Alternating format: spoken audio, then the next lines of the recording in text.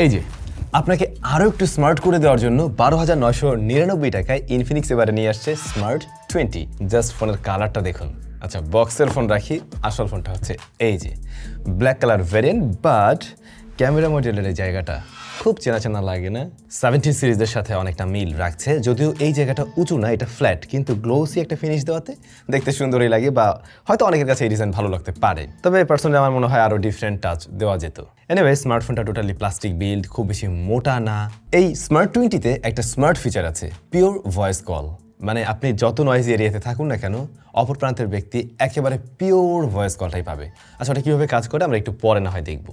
এমনিতে ফোনটা বেশ লাইট ওয়েটের, যে কারণে এক হাতে নিয়ে খুব সহজেই ব্যবহার করার কথা, বাট ফোনটা একটু চওড়া শেপের, যে কারণে ছোট হাত যাদের তাদের এক হাতে ব্যবহার করতে একটু মুশকিল হতে পারে।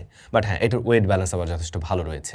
IP64 এর রেটিং থাকছে, এবং ডিসপ্লে সেকশনে এসে আমরা দেখতে পাই 5 হোল কাট আউট রয়েছে। 12,999 বা 13-14-15,000 টাকায় এখনো ইউ শেপ ওয়াটার ড্রপ নচের ফোন অহরহ দেখা যাচ্ছে। তো সেই জায়গায় এটা একটা ভালো টাচ আমি বলতে পারি।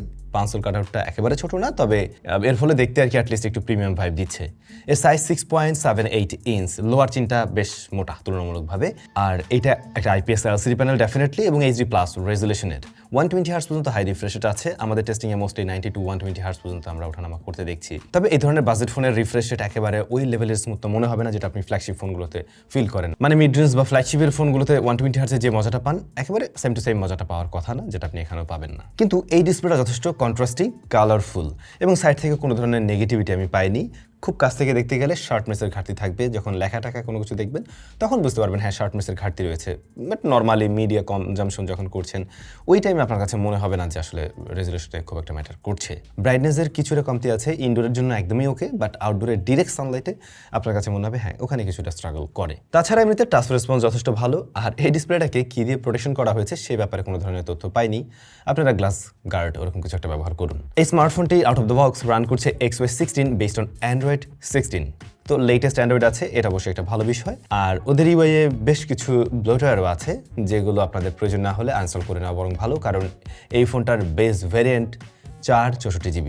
সুতরাং আপনাকে এখানে র্যামও বাঁচাতে হবে, স্টোরেজ অবশ্যই বাঁচাতে হবে, আদারওয়াইজ এই ফোন কিন্তু স্লো করবে। এসওসি হিসেবে রয়েছে MediaTek Helio G81 Ultimate। To be very honest, এই প্রাইস পয়েন্টে সবাই গয়রাহ দিচ্ছে ইউনিসক, তো সেই জায়গায় ওরা অ্যাটলিস্ট সেগুলোর তুলনায় বেটার চিপ দিচ্ছে, এইটুকু স্বীকার করতেই হচ্ছে। এখন G81 যে অনেক আহামরি লেভেলের কোনো চিপ বা একেবারে শক্তিশালী এরকম কিছু না, কিন্তু ব্যালেন্স, এবং এটা লং রানে গিয়েও পরীক্ষিত আমরা এর আগে বেশ কিছু ডিভাইসের সাথে পেয়েছি। বাট ফোনটা আপনার হাতে আবার স্লো হয়ে যেতে পারে যদি আপনি অ্যাট এ টাইম অনেকগুলো অ্যাপ্লিকেশন ব্যবহার করতে চান। মাত্র 4GB র্যাম রয়েছে, যেটা ডেফিনেটলি অ্যাট এ টাইম অনেকগুলো অ্যাপকে রান করতে গিয়ে হিমশিম খাবে, এটাই স্বাভাবিক। অন্যদিকে 64GB স্টোরেজ হওয়াতে আপনি যদি সেই স্টোরেজের মোটামুটি 80% ফুলফিল করে ফেলেন, তখন গিয়ে এই স্মার্টফোন কিন্তু স্লো করতে থাকবে। তাই ওই স্টোরেজটা, ইন্টারনাল স্টোরেজটা যত বেশি ফাঁকা রাখা যায়, ততই আপনার ফোন স্মুথ রেজাল্ট দিবে। মাইক্রো SD কার্ড ব্যবহার করা যাবে, আর এখানে ডেডিকেটেড স্লট রয়েছে। হ্যাঁ, রেগুলার কাজ বা সোশ্যাল মিডিয়া চালানো, এই সমস্ত সবকিছুই সে ঠিকভাবে হ্যান্ডেল করতে পারছে না, তাতে করে খুব একটা হিট জেনারেটও করে না। গেমিং করার যদি প্ল্যান থাকে, 2D টাইপের গেম টেম খেলতে পারেন। এটা গেমিং এর জন্য তো ওরকম কোনো ফোন না, আপনিও বুঝতে পারছেন। তারপরেও সময় কাটাতে গিয়ে যদি মনে হয় একটু ফ্রি ফায়ার খেলবো, আপনি লোয়ার সেটিংসে খেললে চলে আর কি। এটাতে সামটাইমস কিছু ল্যাগ, স্ট্যাটার এগুলো দেখা আপনি পাবেন। কিন্তু দুঃখজনক বিষয় হলো এই স্মার্টফোনের রিয়ারে 2টা ক্যামেরা দেখা গেল, মূলত কাজ তো করবে একটা, কিন্তু সে যেটা কাজ করবে সেটা হচ্ছে কি আবার 8 মেগাপিক্সেলের। ফ্রন্টেও রয়েছে 8 মেগাপিক্সেল। ফ্রন্টেটা নিয়ে আমার কোনো কমপ্লেন নেই। রিয়ারে ভাই অ্যাটলিস্ট শুনতেও ভালো লাগে আরেকটু বড় শুটার হইলে। তো 13 মেগাপিক্সেল আইদার আরেকটু বেশি কিছু এখানে দিলে পরে এটা মানে কম্বোটা শুনতে সুন্দর লাগতো বললাম এই কারণেই, কারণ আপনারা অনেকেই জানেন যে মেগাপিক্সেল বাড়লেই যে ক্যামেরা কোয়ালিটি বেড়ে যাবে, ব্যাপার এমন না। হ্যাঁ, এটাও আমি শিওর, আমি টেস্ট করেও দেখেছি। এই প্রাইস পয়েন্টের অন্য স্মার্টফোনগুলো যেমন রেজাল্ট দেয়, এটার ক্ষেত্রেও সিমিলারই একটা আউটপুট দিচ্ছে, কিন্তু ওই যে মেগাপিক্সেল তো কম। কেউ জিজ্ঞাসা করলেও তো মানে বলতে গেলেও তো কেমন লাগবে। এখন আমরা এটা দিয়ে টেস্ট করছি, হেভি হার্শ লাইটে গিয়ে বেশ ভালো রকমেরই প্যারা খেয়ে যায়। এক্সপোজার কন্ট্রোলিংয়ে ভালোই হিমশিম খায় স্মার্টফোন। লাইটিং সিনারিও যদি একদম অনুকূলে থাকে, তখন ভালো আউটপুট বের করতে পারে। আদারওয়াইজ আপনি যে জায়গাগুলো একটু সাদা বা আকাশের এরিয়া কিন্তু মেঘ নেই, সে সমস্ত জায়গাগুলো দেখবেন ঝলসে ফেলছে, এরকম প্রবণতা রয়েছে।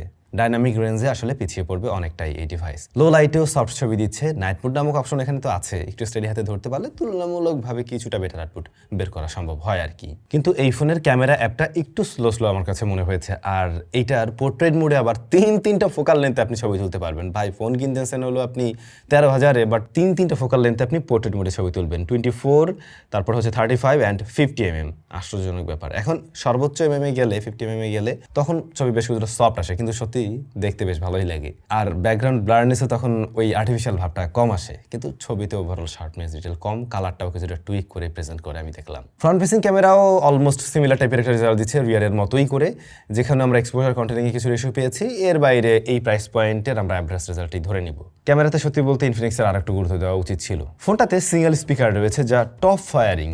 আশ্চর্যজনক হলেও এই টপে স্পিকার দিয়েছে, তো আপনি যখন ফোনটা ভেবে চালাবেন হয়তো এতদিন আপনি রাইট চ্যানেল থেকেই পেতেন, এখন লেফট চ্যানেল থেকেই পেতে হবে, মানে চ্যানেল তো একটাই। তো এইটা আপনাদের কাছে কেমন লাগে কমেন্ট করে জানাতে পারেন। বাট মানে ব্যাপারটা ঠিক খুব যে অদ্ভুত এমন না, কারণ এইটা এই দিক থেকে আসলে জাস্ট এক পাশ থেকে আসতো, এখন এই পাশ থেকে আসছে আর কি। এই বাট স্টেরিওর মজা মিস করছি, আর সাউন্ডটা মনে হচ্ছে কোনো ছোট্ট কোনো জায়গা থেকে বক্স থেকে বের হচ্ছে, একটু মানে ফুল ভলিউমে গেলে ডিস্টর্শন টাইপের ব্যাপার আমি পেয়েছি আর কি, কিন্তু ইয়ারপিসের সাউন্ড ঠিকঠাক আছে। আর যেটা শুরুতেই বলছিলাম, আপনারা এখানে পিওর ভয়েস কল পাবেন, মানে ব্যাপারটা এরকম ভয়েস প্রিন্ট নয়েজ রিডাকশন। ওদের এখানে একটা অপশনই রয়েছে যেখানে গিয়ে আপনি 30 সেকেন্ডের জন্য ভয়েস রেকর্ড করতে পারবেন। এবারে লাইফ টাইমের জন্য আপনার ভয়েসকে সে ডিটেক্ট করে রাখবে এবং ওর নিজের মেমোরিতে সেটা সেভ করে রাখবে। পরবর্তী সময় আপনি যখন কোনো নয়েজ এরিয়ায় গিয়ে কথা বলবেন, তখন ওই নয়েজের মধ্যে থেকে আপনার ভয়েসটাকে ও ডিটেক্ট করে নিয়ে ওইটাকে একদম ফিল্টার করে প্রেজেন্ট করতে পারবে। যেহেতু ওর মেমোরিতে অলরেডি আপনার ভয়েসটা আছে, সো ও আপনার ভয়েসটাকে কিন্তু চিনে। তো আপনি যদি ওরকম নয়েজ এরিয়ায় গিয়ে কথা বলেন, তখন ও খুব সহজে সেটাকে ডিটেক্ট করতে পারবে। আলটিমেটলি অপর প্রান্তের ব্যক্তি নয়েজ এরিয়াতেও আপনার কথা একদম ক্লিয়ার শুনতে পাবে। তো এই ফিচার আমরা একেবারে নতুন দেখছি, এমনকি এই প্রাইস পয়েন্টে তো অবশ্যই ইউনিক। এরপরে যদি আমরা যে ব্যাটারিতে 5200 mAh রয়েছে অ্যান্ড 15 ওয়াটের চার্জিং সিস্টেম রয়েছে। ফোনের যে থিকনেস তাতে মনেই হচ্ছিল যে হ্যাঁ 5000 আশেপাশে ব্যাটারি থাকবে স্বাভাবিক অর্থেই, বাট 15 ওয়াটের চার্জিং সিস্টেমটা সাপোর্ট নেয়, বাট এটা বক্সে আপনি পাচ্ছেন না, বক্সে দিয়ে রাখছে 10 ওয়াট। এখন ব্যাটারি কিন্তু বিলো স্ট্যান্ডার্ড এই সময় দাঁড়িয়ে, আমরা 6000কে মোটামুটি স্ট্যান্ডার্ড বা 6500কে স্ট্যান্ডার্ড হিসেবে ধরে নিচ্ছি। তো সেই জায়গায় ব্যাটারিটাও একটু কম মনে হতে পারে, আর চার্জারটা ডেফিনেটলি কম হয়ে গেছে। যতটুকুর সাপোর্ট আছে ততটুকু দিয়ে দিলেই হতো, বাট সেটা এখানে কিন্তু নেই। ব্যাটারি ব্যাকআপ একদিন খুব সহজেই চালানো যাবে, যেহেতু 1000 mAh প্যানেল রয়েছে, সো ব্যাটারি তুলনামূলকভাবে একটু কম বার্ন করে আসলে। আর থাকে ফিঙ্গারপ্রিন্ট স্ক্যানার, যা সাইড মাউন্টেড হোম বাটনের সাথে ইমপ্লিমেন্ট করা। এটার পজিশনটা আমার হাত অনুযায়ী একটু নিচ দিকে লাগে আর কি, আমার মনে হয় আরেকটু উপরে থাকলে ভালো হতো। এবং ফিঙ্গারপ্রিন্টের রেজাল্ট হচ্ছে এটা মোটামুটি ফাস্ট অ্যাকুরেট আছে। এই হচ্ছে গিয়ে ইনফিনিক্সের স্মার্ট 20। স্মার্ট 20-তে বেশ কিছু স্মার্ট বিষয়বাদী আছে, কিছু জায়গায় কমতি আছে। আমি কমতির জায়গাটা আরেকবার একটু ধরিয়ে দিই। রিয়ারের ক্যামেরাটা আরেকটু বড় হলেই হতো। আর আসলে পরবর্তী যে ভ্যারিয়েন্ট, যেটা হচ্ছে আমরা 4 128GB দেখছি, যার দাম 15,000 টাকা, ওইটা বরং 6 128GB হলে পরে পারফেক্ট হইতো। আপনাদের কি মতামত অবশ্যই কমেন্ট করে জানাবেন। কারা অলরেডি কিনে ব্যবহার করছেন সেটাও জানাতে পারেন। দেখা হচ্ছে নতুন ভিডিওতে।